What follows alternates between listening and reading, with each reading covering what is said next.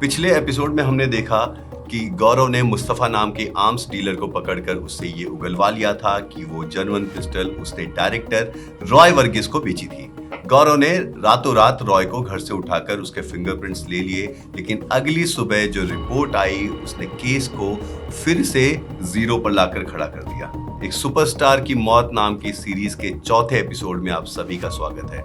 ये पूरी सीरीज एक काल्पनिक घटना है जो वास्तविक घटनाओं से प्रेरित है। सभी नाम और चरित्र काल्पनिक है। जय हिंद दोस्तों, मैं हूं मनीष तिवारी और आप लोग देख रहे हैं किलर कहानियां, जहां हर कहानी दिल को छूती है और रूह हिला देती है।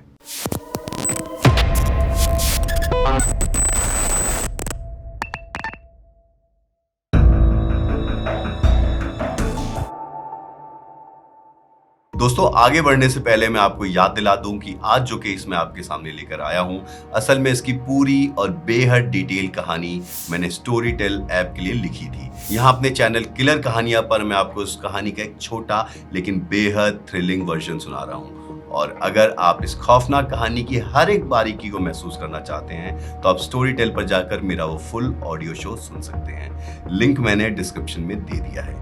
चलिए अब कहानी को आगे बढ़ाते हैं। कमिश्नर कामत गौरव के केबिन में गुस्से में खड़े थे। उन्होंने बताया कि उस रिवॉल्वर पर रॉय के फिंगरप्रिंट्स नहीं मिले हैं। कामत ने रॉय वर्गीस से पर्सनली माफी मांगकर मामला रफा दफा कर दिया था, वरना रॉय पुलिस पर मुकदमा ठोकने की तैयारी में था। गौरव ने दलील दी कि वो मुस्तफा की गवाही पर रॉय को इल्लीगल आर्म्स एक्ट के तहत गिरफ्तार कर सकता है, लेकिन कामत ने उसे समझाया कि गिरफ्तार करने से कोई फायदा नहीं होगा क्योंकि ऐसे मुजरिम कोर्ट में 2 मिनट में अपनी गवाही से पलट जाते हैं। कामत ने गौरव को शांत होने और घर जाकर आराम करने की सलाह दी। गौरव चुपचाप सैल्यूट करके बाहर निकल गया। इधर दोपहर का 1 बज रहा था। अभिमन्यु का नौकर प्रेम गुप्ता डरा सहमा सा मुंबई के धारावी की तंग और भूल भुलैया जैसी गलियों से गुजर रहा था। वो एक पुराने घर के सामने रुका। उसने दरवाजा खटखटाया। अंदर से तकरीबन एक 65 साल की एक बूढ़ी चाची ने दरवाजा खोला। प्रेम ने इधर उधर देखा कि कोई उसे देख तो नहीं रहा है और वो सीधा घर के अंदर चला गया। घर के अंदर जाते ही चाची ने दरवाजा बंद किया और उसने एक पुराने संदूक से नोटों की एक मोटी गड्डी निकाली और प्रेम को देते हुए पूछा कि ये रहे उसके पैसे, मगर वो जानना चाहती है कि इतने सारे पैसे प्रेम के पास कहां से आए। प्रेम ने चालाकी से जवाब दिया कि इतने पैसे वो जिंदगी भर मेहनत करके भी नहीं कमा सकता था। उसने चाची को कुछ पैसे दिए और बाकी रकम लेकर वहां से निकल गया।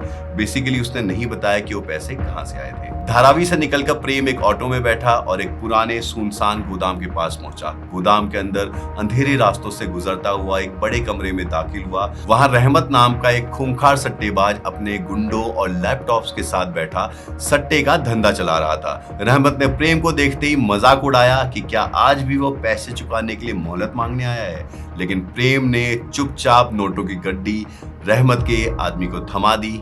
इतने पैसे देखकर रहमत खुश हो गया और उसने प्रेम को आईपीएल के नए सट्टे खेलने का लालच दिया, लेकिन प्रेम ने हाथ जोड़कर कहा कि उसका पुराना हिसाब खत्म हो चुका है और अब वो सट्टा नहीं खेलेगा। रहमत ने उसे जाने दिया। गोदाम से बाहर निकलकर मेन रोड पर आकर प्रेम ने एक पीसीओ बूथ से किसी अनजान इंसान को फोन लगाया। फोन उठाते ही प्रेम ने अपने बाकी के पैसों की मांग की। फोन के दूसरी तरफ मौजूद शख्स ने कहा कि उसने एडवांस में सारे पैसे तो दे दिए थे, लेकिन प्रेम अड़ गया था कि वो पैसा तो उसका उधारी चुकाने में चला गया और अब उसे और पैसे चाहिए। प्रेम ने उस शख्स को ब्लैकमेल करते हुए कहा कि उसने उसके लिए बहुत बड़ा काम किया है और अब वो अपना हिस्सा लेकर ही गांव वापस जाएगा। फोन के दूसरी तरफ कुछ देर खामोशी रही। फिर उस शख्स ने प्रेम को रात के 2 बजे बोरीवली रेलवे स्टेशन के आखिरी फ्लाईओवर पर आकर मिलने को कहा। प्रेम खुश होकर वहां से निकल गया। उसे यकीन हो गया था कि अब उसे उसके बाकी के पैसे मिलेंगे, जिनसे वो हमेशा के लिए गांव चला जाएगा और वहीं सेटल हो जाएगा। उधर बैंड्रा के एक पॉश फ्लैट में बॉलीवुड का फ्लॉप और नशेड़ी एक्टर आदित्य शराब के नशे में डूबा बैठा था। ये फ्लैट डायरेक्टर रॉय वर्गीस का था। रॉय और आदित्य कॉलेज के दिनों से दोस्त थे। आदित्य इस बात से बुरी तरह बौखलाया हुआ था कि प्रोड्यूसर करण आहूजा अभिमन्यु की मौत के बाद भी वो फिल्म उसे नहीं दे रहा है, बल्कि किसी फाइनेंसर के बेटे को लॉन्च कर रहा है। आदित्य ने रॉय पर दबाव बनाया कि वो करण को किसी भी तरह मनाए, ठीक वैसे ही जैसे उसने अभिमन्यु के टाइम पे किया था। आदित्य की बात सुनकर रॉय बुरी तरह भड़क गया। उसने आदित्य को सख्त हिदायत दी कि आज के बाद वो अभिमन्यु के साथ किए गए उस काम का जिक्र भूल कर भी किसी से नहीं करेगा। रॉय ने आदित्य को याद दिलाया कि अभिमन्यु का केस अभी भी बंद नहीं हुआ है और इंस्पेक्टर गौरव सहाय अब भी इन्वेस्टिगेशन में लगा हुआ है। रॉय की सबसे बड़ी चिंता वो हार्ड ड्राइव थी जो अब भी कॉस्ट्यूम डिजाइनर अंजलि के पास थी। आदित्य ने बताया कि वो अंजलि के घर गया था, लेकिन उसने पुलिस और वॉचमैन को बुलाने की धमकी देकर उसे भगा दिया। तभी फ्लैट की डोरबेल बजी। रॉय ने दरवाजा खोला तो सामने अभिमन्यु की तथाकथित पत्नी अवंतिका घोष खड़ी थी। आदित्य अवंतिका को वहां देखकर हैरान रह गया। रॉय ने बहाना बनाया कि वो एक प्रोजेक्ट डिस्कस करने आई है और आदित्य को इशारे से वहां से जाने को कहा। जाते जाते रॉय ने आदित्य के कान में उससे धीरे से कहा कि या तो वो अंजलि से हार्ड ड्राइव निकाले या फिर कुछ दिनों के लिए इंडिया से बाहर चला जाए। आदित्य के जाते ही रॉय और अवंतिका बेडरूम में चले गए। दोनों के बीच जो जिस्मानी रिश्ता था वो ये चीख चीख कर बता रहा था कि अभिमन्यु को धोखा दिया जा रहा था। अवंतिका ने रॉय से पूछा कि क्या उसने उनके रिश्ते के बारे में आदित्य को बता दिया है। रॉय ने कहा एक बार सब फाइनल हो जाए फिर वो दुनिया को बता देगा। दूसरी तरफ नशे में धुत आदित्य अपनी कार में चरस पीता हुआ हाईवे पर पागलों की तरह गाड़ियां दौड़ा रहा था। वो बार बार अंजलि को कॉल कर रहा था, लेकिन अंजलि उसका फोन काट रही थी। बौखलाहट में आदित्य ने अंजलि को व्हाट्सएप पर एक धमकी भरा वॉइस मैसेज भेजा कि अगर उसने हार्ड ड्राइव उसे नहीं दी तो वो उसका बहुत बुरा हाल करेगा। रात का वक्त था। गौरव अपने केबिन में बैठकर उसी फिल्म की स्क्रिप्ट पढ़ रहा था जो अभिमन्यु करने वाला था।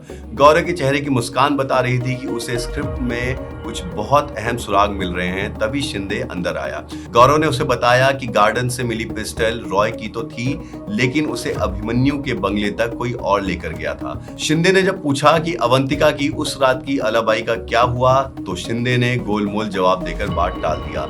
शिंदे ने गौरव को बताया कि आदित्य पागलों की तरह अंजलि के पीछे पड़ा है और उसे लगातार धमकियां दे रहा है। गौरव समझ गया कि आदित्य और अंजलि के बीच कोई बहुत बड़ा राज है। शाम के 7 बज चुके थे और अंधेरा छा गया था। अंजलि पूरी तरह तैयार होकर अपनी कार से कहीं जाने के लिए निकली। उसकी बिल्डिंग से मेन रोड तक जाने वाला रास्ता काफी सुनसान था। जैसे ही उसकी कार एक अंधेरे हिस्से में पहुंची, अचानक एक वैन सामने आकर रुकी। वैन से मुंह पर कपड़ा बांधे 2 हट्टे कट्टे गुंडे उतरे और वो अंजलि की कार की तरफ लपक पड़े। उन्होंने अंजलि की कार के दरवाजे पीटने शुरू कर दिए और उसे बाहर निकालने के लिए गालियां देने लगे। अंजलि डर के मारे कांपने लगी। उसने अंदर से कार लॉक कर ली। उन गुंडों में से एक गुंडा बहुत बड़ा सा पत्थर उठाकर कार का शीशा तोड़ने ही वाला था कि तभी सामने से एक पुलिस जीप की हेडलाइट उन पर पड़ी। पुलिस को देखते ही दोनों गुंडे वैन में बैठकर फरार हो गए। जीप से गौरव बाहर निकला। अंजलि उसे देखकर रोती हुई कार से बाहर आई और गौरव के गले लग गई। और इधर शिंदे अपनी जीप दौड़ाकर उस वैन को ओवरटेक करने लगा। थोड़ी दूर जाकर शिंदे ने उस वैन को ओवरटेक किया। शिंदे ने गुंडों को बाहर निकाला और एक को जोरदार थप्पड़ रसीद किया। लेकिन यहाँ कहानी में एक जबरदस्त ट्विस्ट था। दोनों गुंडों ने अपने मास्क उतारे और शिंदे के साथ हंसने लगे। शिंदे ने उन्हें पैसे देते हुए कहा कि उनकी टाइमिंग एकदम परफेक्ट थी और अब वो इस इलाके में कभी नजर न आए। तो उन गुंडों में से एक ने कहा कि अरे साहब, आपने मुझे थप्पड़ क्यों मारा, हम तो एक ही टीम में हैं। तो उसने कहा तूने वो पत्थर क्यों उठाया था, ये थप्पड़ उसके लिए था। खैर, इसके बाद उन्होंने पैसे लिए और 2 गुंडे हमेशा के लिए वहां से निकल गए। दरअसल ये हमला अंजलि को डराने के लिए गौरव और शिंदे का ही रचा हुआ एक नाटक था। इधर गौरव अंजलि को कंसोल कर रहा था। मौत के डर से अंजलि पूरी तरह टूट चुकी थी। उसने गौरव को बताया कि ये हमला हो ना हो आदित्य ने ही करवाया है। फिर अंजलि गुस्से में अपनी कार की डिक्की के पास गई और डिक्की खोलकर उसमें से एक पैकेट निकालकर गौरव को दे दिया। जब गौरव ने पैकेट खोला तो उसकी आंखें फटी रह गई। वो वही हार्ड ड्राइव थी जिसकी तलाश पुलिस कर रही थी। अंजलि ने रोते हुए कबूल किया कि उसने पुलिस से झूठ बोला था। आदित्य इस हार्ड ड्राइव के लिए उसकी जान के पीछे पड़ा था। गौरव अंजलि को लेकर तुरंत पुलिस स्टेशन आ गया। रात के 8:30 बजे गौरव ने वो हार्ड ड्राइव अपने कंप्यूटर से कनेक्ट की। उसमें अभिमन्यु की मौत वाली रात सारे सीसीटीवी फुटेज मौजूद थे। गौरव ने फुटेज देखना शुरू किया। सब कुछ नॉर्मल लग रहा था। अंजलि के कहने पर गौरव ने फुटेज को थोड़ा फास्ट फॉरवर्ड किया और फिर जो स्क्रीन पे दिखा उसने गौरव और शिंदे के होश उड़ा दिए। देर रात उस फुटेज में साफ दिख रहा था कि आदित्य चोरी छिपे अभिमन्यु के बंगले में दाखिल हो रहा था। थोड़ी देर बाद वो बेहद घबराई हुई हालत में बंगले से बाहर आता है और उसी वक्त उसके हाथ से एक पिस्टल गार्डन में गलती से गिर जाती है।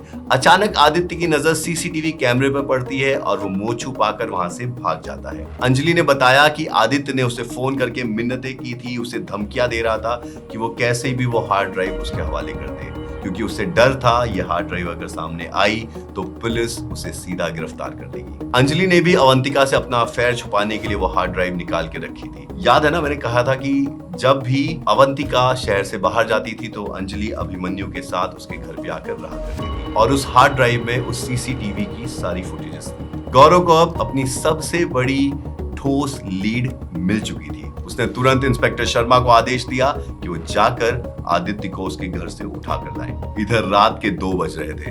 बोरीवली रेलवे स्टेशन के आखिरी सुनसान ब्रिज पर अभिमन्यु का नौकर प्रेम गुप्ता उस रहस्यमयी इंसान का इंतजार कर रहा था जिसको उसने पीसीओ पर फोन किया था और उससे पैसे मांगे थे। ब्रिज पर एक नशेड़ी इंसान के अलावा और कोई नहीं था और वो नशेड़ी इंसान थोड़ा दूर एक कंबल ढके सोया पड़ा था। तभी वहां एक आदमी ओवरकोट पहने हुए पहुंचा। प्रेम ने उसे सलाम किया और अपने पैसों की मांग की।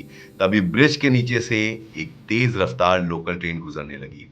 उस आदमी ने मौका देखा और इससे पहले कि प्रेम को समझ पाता, उस आदमी ने प्रेम को जोरदार धक्का दिया। प्रेम सीधा नीचे गुजरती हुई ट्रेन के आगे आकर गिर गया। ट्रेन की तेज आवाज में प्रेम की आखिरी चीख हमेशा के लिए दब गई और उसका शरीर कट कर टुकड़ों में बिखर गया। उस कातिल ने एक नजर नीचे देखा और अंधेरे का फायदा उठाकर वो वहां से फरार हो गया। तो दोस्तों, वो कातिल कौन था जिसने अभिमन्यु के नौकर प्रेम को ट्रेन से नीचे फेंक दिया? क्या आदित्य ने ही अभिमन्यु को मारा था? और अवंतिका और रॉय का इस खौफनाक साजिश का अगला शिकार कौन होगा? इन सारे अनसुलझे रहस्यों से पर्दा उठेगा अगले एपिसोड में। इसलिए परसों रात 8:30 बजे हमारा 5वां और फिनाले एपिसोड देखना मत भूलिएगा। परसों सुपरस्टार अभिमन्यु के मौत की गुत्थी पूरी तरह सुलझने वाली है। दोस्तों, मैं आप सभी से फिर से वही गुजारिश करना चाहता हूं कि अगर आपको हमारी कहानियां पसंद आ रही हो तो आप हमारे चैनल किलर कहानियों को सब्सक्राइब कीजिए ताकि मेरा और मेरी टीम का मनोबल बना रहे और हम यूं ही आपके लिए सस्पेंस और थ्रिल से भरी कहानियां लाते रहें। मिलते हैं अगले एपिसोड में और सुलझाते हैं अभिमन्यु की डेथ मिस्ट्री। अपना कीमती वक्त और प्यार देने के लिए दिल से शुक्रिया। जय हिंद।